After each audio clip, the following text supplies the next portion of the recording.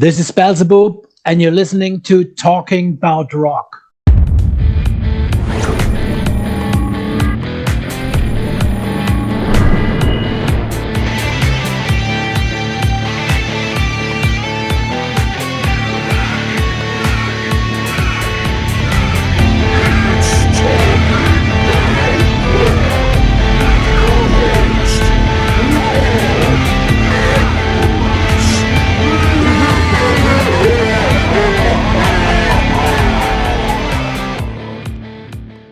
Okay, today we have for you the band Mystic Circle. Since the unholy reunion between the two Mystic Circle founders, Blackwar and Beelzebub, in 2021, the Germanic black metal wargods are stronger than ever.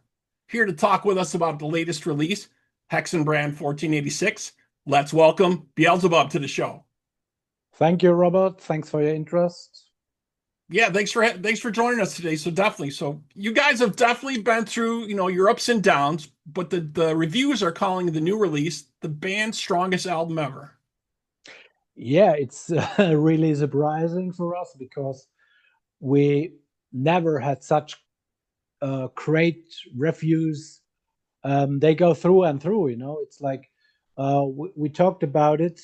The average rating is between 84 and 87. So all in all, from all the interviews, from all the reviews around the world, so that's pretty amazing. And many people say it's at least like Drachenblut, Infernal Satanic Verses, and then they compare it with that album. So it's great for us, yeah. Yeah, so this is kind of based largely on The Hammer of Witches, which was written in Speyer, Germany in 1486. What can you tell us a little bit about that? Yeah. First of all, this album was planned as a whole concept album. That means each song should be a concept, but then we said, okay, I don't know, we have so much other themes, like we are addicted to horror, to satanic stuff, to demons. And also in the past, there were many bands who did a whole concept album about the witch hammer.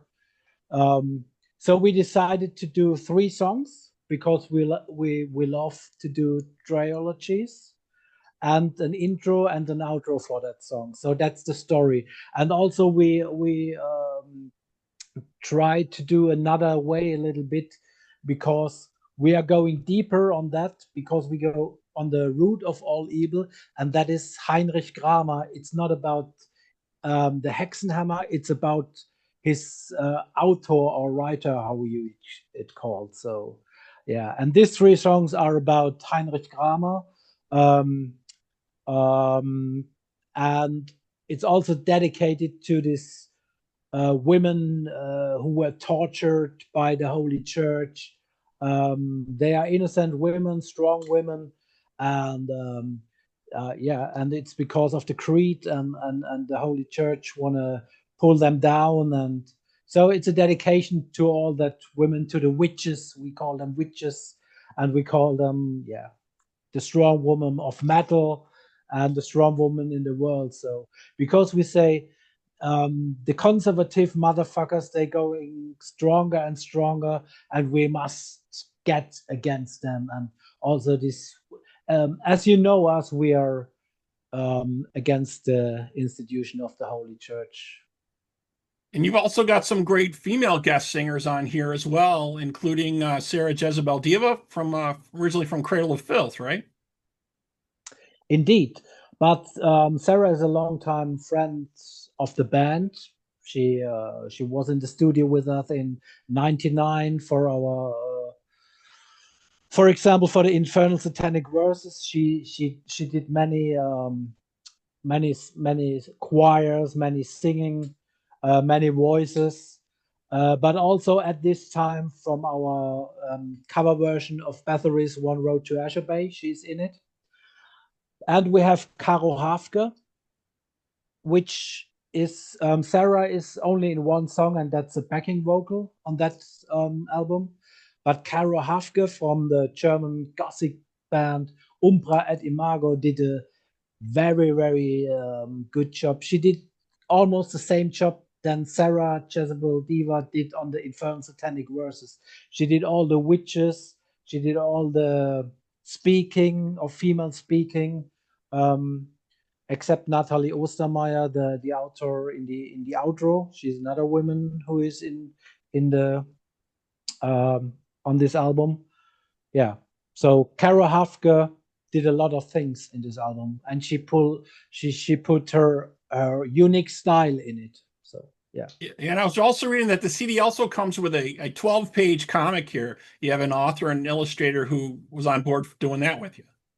Right. Yeah.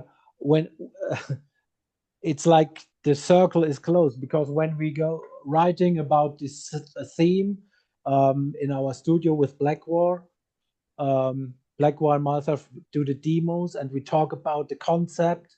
And he said, I got a comic, and it's called Grammar, and it's by Natalie Ostermeier, written by Natalie, and how's it called? Signed, painted by Natalie Ostermeier.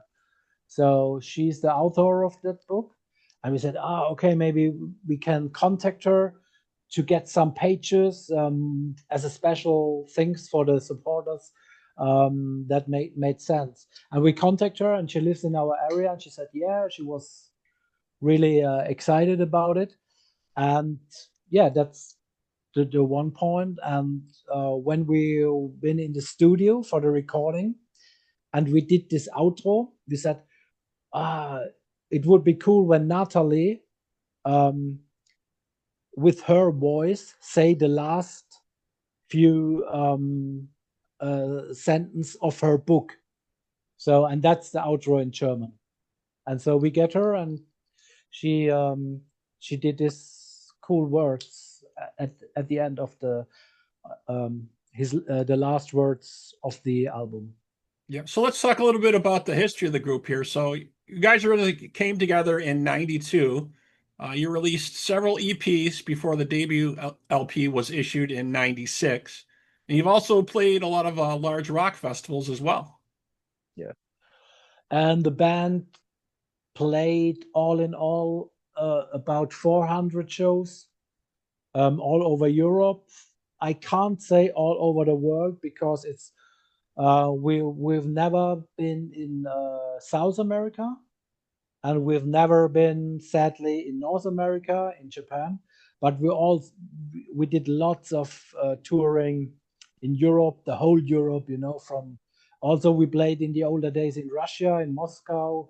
We played all the East. We played Ireland. We played Australia.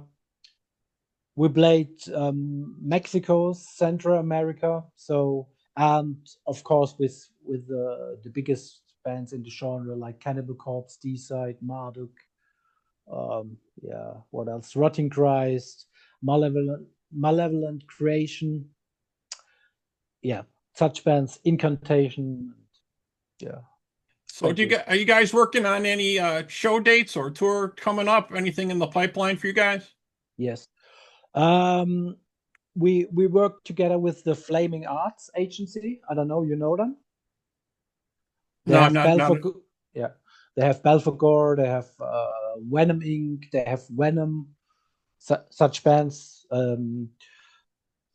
Yeah, we work with them together, and they spin their webs worldwide. So we want to start touring and playing festivals in April 26th. We have some guest musicians now, which are also real great persons. And we start rehearse after this promotion. So we are into that modus now. Okay, excellent, excellent. So the new album, Hexenbrand 1486, is out now. You folks can check that out. So thank you so much for spending some time being with us. Really appreciate it. Thank you very much, Robert. All right, so that wraps up this episode of Talking About Rock. And to our listeners and fans out there, we hope you're keeping the torch alive and supporting live music wherever you are. Beelzebub, thank you again. Thank you very much.